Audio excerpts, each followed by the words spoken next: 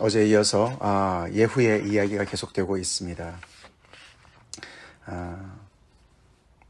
엘리사가 보낸 그 선지자 제자를 통해서 예후에게 기름을 붓고 그가 이제 이스라엘의 왕이 될 것이다. 그리고 그는 이제 그의 주 아합의 집을 칠 것이다. 그리고 특별히 이세벨을 강조하면서 하나님의 심판의 때를 이제 예고를 했는데, 이제 오늘 본문은 그 예후가 어저께 하나님께서 지시한 것을 이제 즉시 이행하는 그런 이야기의 시작이 됩니다. 이제 오늘 이야기로 시작을 해서 내일 계속 이어지고 있습니다. 오늘 심판, 하나님의 심판의 제일 첫 번째 이제 이렇게 죽임을 당하는 사람이 북이스라엘의 왕 여호람이죠. 다시 다른 말로 요람이죠. 요람. 그 아래 남쪽 왕도 또 여호람이 있기 때문에 지금 여기 본문은 이제 요람이라고 표현을 합니다. 원래 이름이 여호람이죠. 아합의 아들, 둘째 아들 아하시아 다음에 이제 왕이 된 요람. 이제 예후와 요람의 관계로 보면은 이제 예후가 그를 배신하는 것이죠. 그의 군대 장관 중에 한 사람이었던 예후.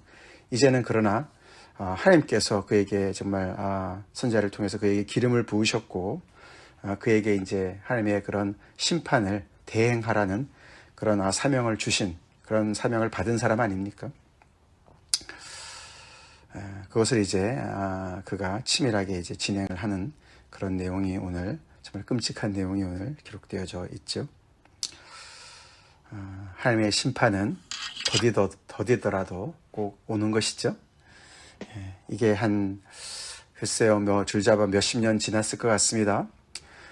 그런데 하나님께서 드디어 이제 정말 그 심판을 이제 예후를 통해서 이제 진행하시는 것입니다. 앞에 이제 오늘 14절부터 16절까지는 다시 이제 그 당시 상황을 다시 설명을 합니다. 지금 왕 요람은 부상을 입어서 길라 라못에 가서 싸우다가 부상을 입어서 이스라엘에 가서 지금 치료를 받는 중에 있고, 그와 멀리 떨어져 있는 그런 이제 이스라엘과 길라 라못은 이제 좀 떨어져 있는 거리거든요. 길라 라못은 아람 나라의 접경지이기 때문에 동쪽이고, 요단강에서 동쪽이고, 이스라엘은 요단강에서 서쪽이죠. 그래서 꽤 거리가 먼 상황에 이제 이렇게 떨어져 있는 상황에서 엘리사가 이제 그 제자를 보내서 길라 라못에서 있는 예후에게 기름을 부었습니다. 이제 거기서 이제 이스라엘로 이제 가야 되는 것이죠. 근데 이제 예후가 얘기합니다. 한 사람이라도 이 길라 라못에서 떠나서 이스라엘에 가서 이 상황을 보고해서는 안 된다. 그렇겠죠. 먼저 정보가 새 나가면은 반역이 실패하겠죠. 그래서 단도리를 한 다음에 예후가 직접 병거를 타고 이스라엘로 갑니다. 요람 왕을 맞이하러 죽이러 가는 것이죠. 근데 그 당시에 요람 왕에게 병문안을 왔던 아하시아, 남유다 왕의 아하시아도 함께 있었다라고 배경 설명이 16절에 나옵니다. 자, 예후가 이제 병거를 타고 아마 자기 부하들과 갔겠죠, 같이. 정말 거기 나중에 보면은 병거를 미치게 몬다 이렇게 표현합니다, 그렇죠? 아마 예후가 병거를 모는 어떤 특별한 어떤 그런 그 모습이 있었나 봅니다. 금방 멀리서도 병거를 정말 미치게 모는 거 보니까 예후 같습니다. 이제 그렇게 이제 파수꾼이 얘기를 하지 않습니까? 이제 그렇게 이제 내달리는 것이죠. 하나님의 그런 정말 역사를 어저께 예후와 같이 있었던 그 군대 장관들이 그 미친 자가 뭐라고 얘기했느냐 이렇게 얘기했던 그 똑같은 단어죠. 결국 이제 그래서 이걸 보면 미친 자가 와서 얘기한 것을 듣고 예후가 미치게 그 병거를 몰면서 지금 하나님의 뜻을 이행하러 가는 것입니다. 그게 이제 어제도 설명을 드렸지만 선지자를 미친 자라고 얘기하는 것은 어떤 그런 정말 보통 사람들의 어떤 일상을 벗어난 어떤 하나님의 그런 영적인 세계를 그런 식으로 폄하하는 것이다라고 말씀을 드렸는데, 오늘 여기서 미치게 몬다는 얘기는 이제 또 어떤 그런 거칠게 몬다 이런 것도 있겠지만 그 당시에 이 아합 가문이 정말 이렇게 다 장악을 하고 자기들 나름대로 어떤 일상을 만들어 놓은 것에 대한 하나님의 심판이 그렇게 정말 거칠게 폭풍처럼 몰려오는 것처럼 그렇게 표현을 할 수도 있는 것이죠. 그래서 그들이 정말 이렇게 다 세워놓은 그런 기존 질서들을 하나님의 그런 거센 정말 그런 심판의 그런 폭풍으로 그걸 완전히 그냥 쓸어버리는 어떤 그런 표현으로도 우리가 충분히 볼 수가 있지 않겠습니까? 그렇게 달려오는 것이죠. 처음에는 이제 이스라엘 망대에서 파수꾼이 보니까 무리가 옵니다. 한 무리가 옵니다. 그러니까 왕이 한 사람을 사자를 보냅니다. 가서 물어라. 평안이냐? 너가 전쟁을 하러 오는 것이냐? 싸우러 오는 것이냐? 아니면 평안을 위해서 오는 것이냐? 라고 가서 물어라. 그랬더니 예후가 그 사람한테 평안이 내게 상관이 있느냐? 그러면서 내 뒤로 물러가라. 그렇게 얘기를 했습니다. 파수꾼이 그럼 그 이야기를 듣고 다시 돌아와서 보고를 해야 되는데 보고를 하지 않습니다. 파수꾼이 돌아오지 않습니다. 참 죄송합니다. 이 사자가 돌아오지 않습니다. 그러니까 파수꾼이 왕한테 아니 사람이 가긴 갔는데 돌아오지 않습니다. 두 번째 사람을 보내라. 두 번째 사람에게도 똑같이 질문을 하게 하고 그도 똑같은 대답을 듣죠. 평안이냐? 왕이 평안이냐 물으라 그랬습니다. 평안이 내게 상관이 있느냐? 내 뒤를 따르라. 예후가 그렇게 온 사자한테 이야기를 합니다. 지금 평안이 문제가 아니야. 너는 내 뒤를 따라. 내 편에 서. 그렇게 얘기하는 것이죠. 두 번째 사람도 오지 않습니다. 그러니까 이제 답답하니까 요람이 아하시아 왕과 함께 이 예후를 맞으러 나갑니다. 각각 병거를 타고 예후를 맞으러 나가죠. 근데 마침 그 장소가 두 세력이 맞이한 장소가 이스라엘 사람 나봇의 토지에서 만났다라고 얘기를 합니다. 21절. 공교롭게 만난 장소가 심판의 장소였습니다. 하나님께서 오래전에 예언하셨던 그 예언을 이루는 장소였습니다. 어제도 말씀드린 이스라엘이라는 장소가 나봇의 토지가 있는 장소고 나봇을 억울하게 죽인 장소지요. 아합과 이세벨이 작당을 해서 정말 아무런 죄가 없는 나봇을 죽이고 나봇만 죽였습니까? 그들의 모든 나봇의 그 모든 정말 남자들을 다 죽이지 않았습니까? 그리고 포도원을 뺏지 않았습니까? 공교로운 것이 아니죠. 공교롭게 거기서 만난 것이 아니죠. 하나님께서 다 이렇게 정말 지휘를 하셔서 이 아합과 이세벨의 아들 요람 왕이 이 이스라엘 골짜기 나봇의 토지에서 예후를 만납니다. 얼마 전까지는 예후는 자기의 충직한 부하였을지 모르지만 지금은 이제 시대가 바뀌었습니다. 하나님께서 그에게 기름을 부으셔서 그를 이스라엘 왕으로 삼으셨고 이제 그는 이 아합의 집을 심판하러 그 자리에 온 것이죠. 그걸 알 리가 없는 요람이 예후한테 묻습니다. 평안이냐? 너가 지금 샬롬 때문에 온 것이냐? 나와 샬롬이냐? 나와 평안을 나누기 위해서 온 것이냐? 라고 물으니까 뭐라고 대답을 합니까? 22절에 내 어머니 이세벨의 음행과 술수가 이렇게 많으니 어찌 평안이 있으랴. 그렇게 응수를 했습니다.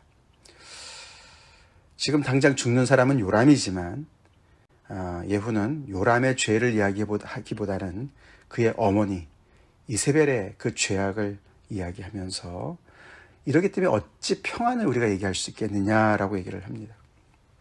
특별히 이세벨의 죄를 음행과 술수라고 얘기합니다. 음행은 영적인 우상을 섬긴 바알 숭배를 얘기할 것이고 술수는 이렇게 정말 자기가 원하는 모든 것들을 다 정말 그런 무력으로 그런 정말 못된 그런 모략으로 계략으로 그런 모든 자기가 원하는 것을 다 빼앗는 그런 악행을 얘기하는 것이죠. 항상 이렇게 짝으로 나오죠. 영적인 죄악은 이런 일상에서의 어떤 그런 불의로 나타나는 것이죠. 음행과 술수가 함께 나타나는 것이죠. 바알 숭배를 해서 정말 거룩한 백성이 되는 게 아닌 것이죠. 그렇죠? 바알 숭배는 자기를 위한 그런 우상이기 때문에 계속해서 자기만을 생각하고, 그래서 이웃은 죽든 말든 상관없는 것이죠. 자기만 잘 사면 되는 것이에요. 그래서 정의와 공의 이런 걸 얘기하지 않습니다. 사회 정의를 얘기하지 않습니다. 그러니까 술수가 더 난무하지요. 그렇게 얘기하면서 어찌 평안이 있으랴. 이 아합의 집에 죄악이 정말 엄청난데 그 중에 가장 핵심인 그 핵심에 이세벨이 있고, 이세벨의 죄악을 두 단어로 음행과 술수로 이렇게 요약을 하면서 그것 때문에 이제 이렇게 평안이 없다. 그래서 이제 하나님의 평안을 회복하기 위해서 내가 왔다. 뭐 이런 말이나 마찬가지겠죠. 금방 알아차렸습니다. 그 요람이 이것은 반역이구나. 그러고는 돌이켜서 도망을 치려고 했습니다. 그리고 아하시아한테도 경고를 하죠. 이것은 반역이니까 빨리 도망쳐라. 글쎄요, 요람과 아하시아가 그냥 둘이만 단둘이 나오진 않았겠죠. 그를 호위하는 무사들도 있었겠죠. 그렇지만 이 예후가 군대 장관 중에 한 사람이었으니까 무술도 뛰어났을 것이고, 결국에는 활을 당겨서 요람의 염통을 꿰뚫었다. 그래서 그 자리에서 죽게 했다. 병거 가운데 엎드려졌다. 그 아버지 아합의 죽음과 모습이 거의 비슷합니다. 그렇게 첫 번째 이 여호람이 죽습니다. 예후가 그의 부하 중에 한 사람 장관 빗갈에게 지시를 내립니다. 그의 시체를 가져다가 이스라엘 사람 나봇의 밭에 던지라고 지시를 합니다. 그 이야기는 하나님께서 열왕기상 21장에서 예언한 말씀을 응하게 하는 것이죠. 열왕기상 21장 19절에 보면은 이런 구절이 나옵니다. 너는 그에게 말하여 이르기를 여호와의 말씀이 내가 죽이고 또 빼앗았느냐 하셨다 하고, 이건 이제 엘리야가 아합한테 하는 것이거든요. 또 그에게 이르기를 여호와의 말씀이 개들이 나봇의 피를 핥은 곳에서 개들이 내 피 곧 내 몸의 피도 핥으리라 하였다 하라. 아합한테 너가 나봇과 그의 가족들을 너가 죽였는데 그 개들이 그래서 그 피를 핥았는데 너 내 몸의 피도 핥게 될 것이다. 아합의 집에 피도 핥게 될 것이다 라고 말씀하셨습니다. 바로 그 자리에서 그렇게 될 것이다 라고 예언하신 그 말씀이 오늘 예후를 통해서 그의 아들 여호람의 피를 핥게 될 것이다 라고 얘기하면서 그 시체를 나봇의 밭에 던지라고 명령을 하는 것입니다.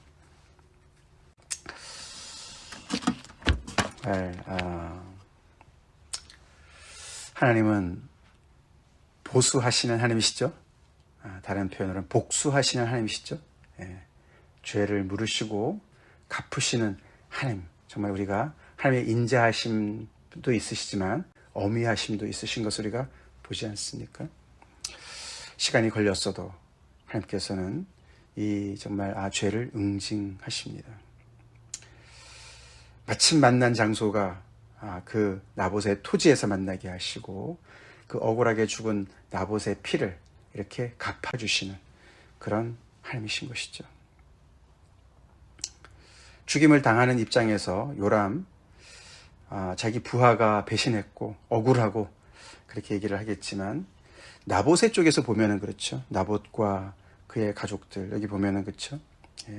나봇의 피와 그의 아들들의 피를 분명히 보았다.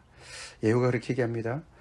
그 부하 빗갈을 보내면서 너와 내가 함께 타고 그의 아버지 아합을 쫓았을 때에, 즉 아합, 이 요람의 아버지 아합의 왕 때 우리가 정말 그의 부하로서 우리가 함께 다니면서 그의 명령에 순종하고 다닐 때에, 그런 말이죠.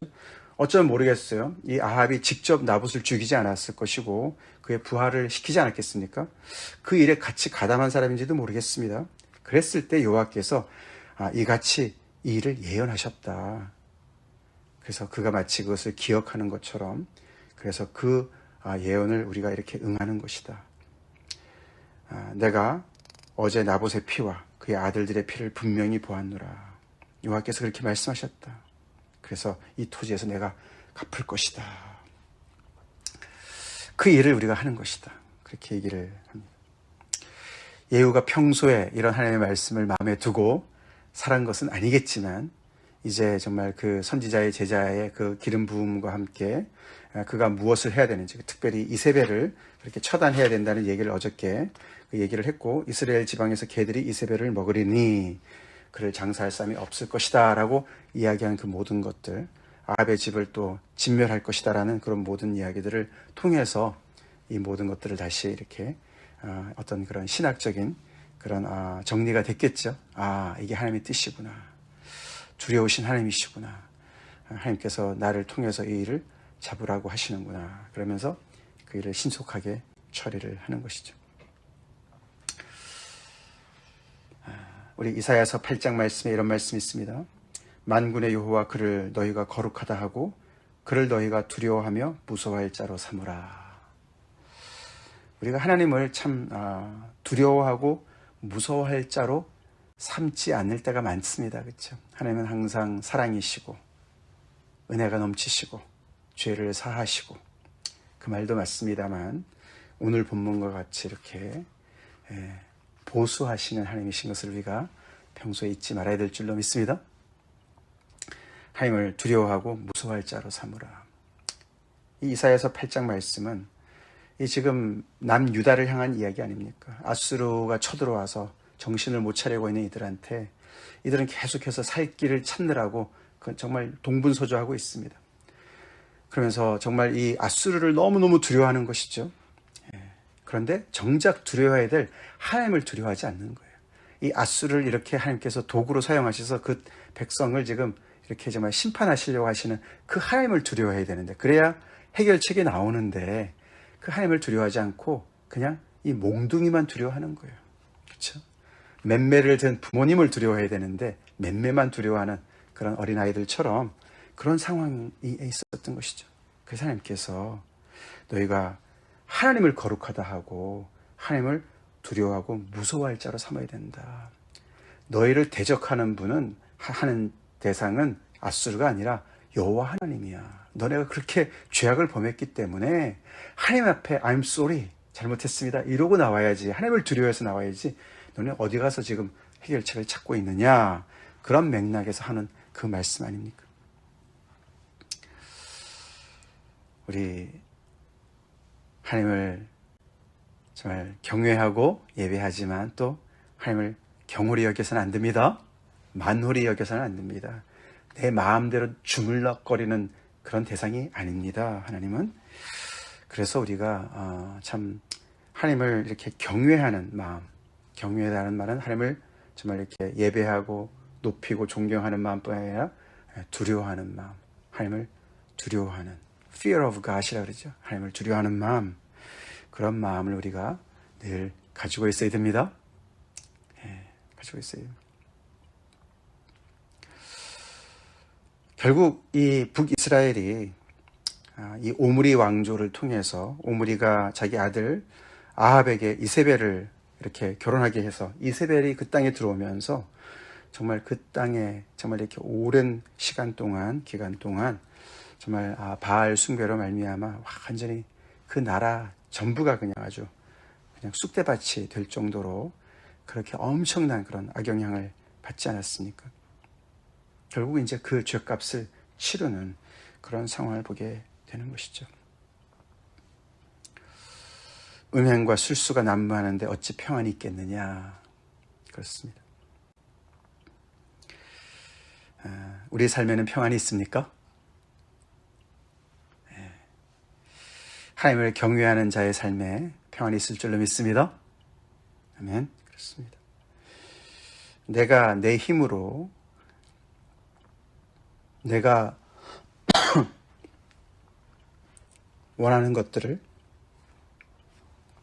얻기 위해서 이런저런 하나님 이외의 다른 것을 의지하면서 가끔씩은 곤모술수도 사용하면서 내 나름대로 나의 평안을 이루려고 우리가 사는 많은 인생들을 봅니다. 하나님을 믿으면 하나님께서 이래라 저래라 말씀하실 것 같으니까 하나님은 적당히 거리를 두고 나한테 필요한 것들만 취사 선택해서 내 세계를 구축하려고 평안을 유지하려고 애를 씁니다. 안타까운 일이죠. 예. 하나님께서 이렇게 폭풍처럼 심판을 하실 때 하나도 남는 것이 없습니다. 그렇죠? 남는 것이 없습니다.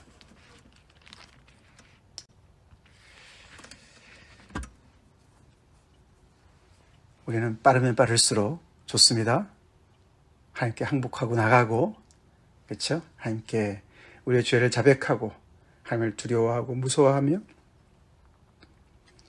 하나님을 대적해서 내 나름대로 살았던 것들 회개하고 그리고 하나님의 말씀을 기초해서 다시 처음부터 내 인생을 하나하나 차곡차곡 쌓아나가는 그 삶 속에 평안이 있는 줄로 믿습니다.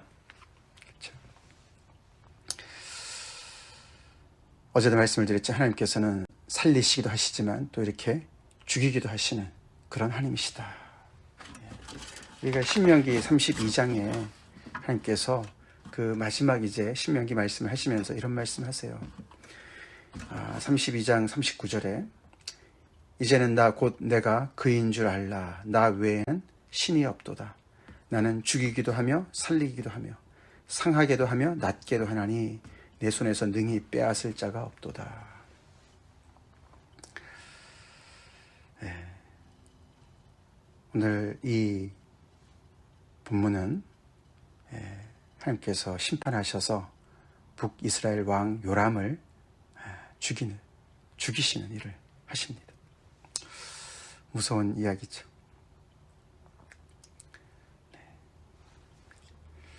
근데 이것이 이제 시작입니다. 오늘 이제 이 요람이 죽고 내일은 이제 2명이 더 죽습니다.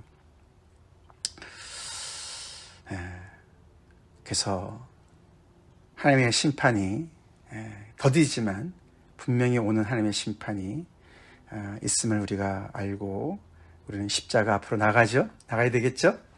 그렇죠. 하나님의 은혜의 자리로 나가야 되고 십자가의 밑에 숨어야 되고 정말 우리의 죄를 자백하고 하나님의 긍휼하심을 바라고 하나님 앞에 서야 될 줄로 믿습니다. 오늘 이 이야기는 이 아합의 집에는 정말 엄청난 그런 심판이고 저주고 죽음이지만 전체적으로 봤을 때는 하나님의 공의의 실현이죠. 이런 공의의 하나님이 계시기 때문에 정말 나봇과 같은 그런 정말 연약한 자들이 하나님 앞에 바로 서는 거 아니겠습니까? 그래서 우리가 대표적으로 이런 하나님의 그런 어떤 응징하시는 그런 이야기들이 시편에 나오는데 예를 들어서 94편 같은 경우 제가 좀 읽어드리겠습니다. 여호와여 복수하시는 하나님이여. 하나님이 복수를 하신다. 복수하시는 하나님이여. 2번이나 반복합니다. 빛을 비추어 주소서. 그러면서 세계를 심판하시는 주여 일어나사 교만한 자들에게 마땅한 벌을 주소서. 당하는 자의 입장에서 기도하는 것이죠. 교만한 자들, 가진 자들, 힘 있는 자들, 정말 짓밟는 자들을 향해서 하나님께 정말 탄원하는 얘기죠. 여호와여 악인이 언제까지 개가를 부르리이까. 그들이 마구 짓거리며 오만하게 떠들며 죄악을 행하는 자들이 다 자만하나이다. 하나님이 어디 있냐 이거죠. 그렇죠? 힘이 최고고 돈이 최고고 그렇죠? 그러면서 정말 이 아합과 이세벨이 나봇을 죽일 때 가졌던 그런 오만한 교만한 마음처럼 아무도 보지 않고 듣지도 않는다. 근데 아니었습니다. 하나님이 기억하셨습니다. 그 땅이 그들의 피를 삼킨 땅이 부르짖는 것이죠. 아벨의 피가 부르짖듯이 정말 그 가인의 죄를 정말 그렇게 땅이 부르짖듯이 그렇게 이 사람들이 외치는 것이죠. 가난한 사람들, 힘없는 사람들 하나님 앞에 외치는 것이죠. 여호와여 그들이 주의 백성을 짓밟으며 주의 소유를 곤고하게 하며 과부와 나그네를 죽이며 고아들을 살해하며 말하기를 여호와가 보지 못하며 야곱의 하나님이 알아차리지 못하리라 하나이다. 이런 자들이 있는 것이죠. 그런데도 하나님께서 침묵하시고 아무 일도 안 하신다면 하나님께서 공의로우신 분이 아니시죠. 그렇죠? 그래서 복수하신 하나님이라는 말이 정말 굉장히 두렵고 정말 이렇게 좀 불편한 얘기 같지만 그렇지 않습니다. 그렇죠? 하나님께서는 억울한 사람들의 억울함을 들어주시는 분이십니다. 아멘. 그렇기 때문에 우리가요, 억울한 일 때문에 우리 인생을 낭비해서는 안 돼요. 그 사람을 미워하고 억울해하고 거기에 우리의 에너지를 다 쏟고 그 사람을 어떻게 하면 내가 정말 되갚아줄까 생각하지 맙시다. 되갚는 것은 하나님께 있습니다. 하나님께서 하십니다. 하나님께 맡기고 우리는 그것 때문에 그 악 때문에 우리가 악해지지 않도록 우리가 악을 응징하다 더 우리가 악인이 될 수 있습니다. 그렇죠? 더 악해질 수가 있어요. 그래서 우리는 미움을 버려야 되고 우리는 용서해야 돼요. 용서하고 하나님께 맡겨야 됩니다. 하나님께서 하십니다. 아멘. 하나님께서 하시는 거예요.